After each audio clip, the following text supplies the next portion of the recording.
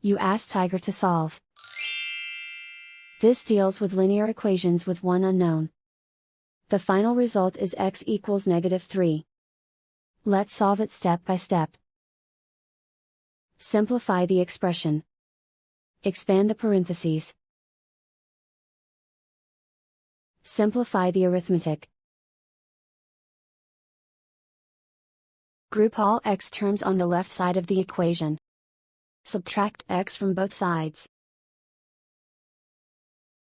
Group like terms. Simplify the arithmetic.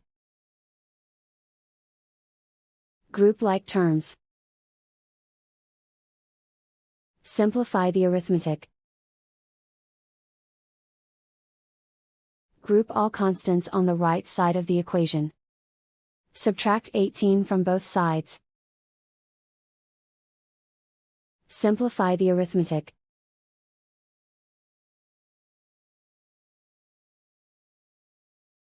Isolate the x. Divide both sides by 8. Simplify the fraction.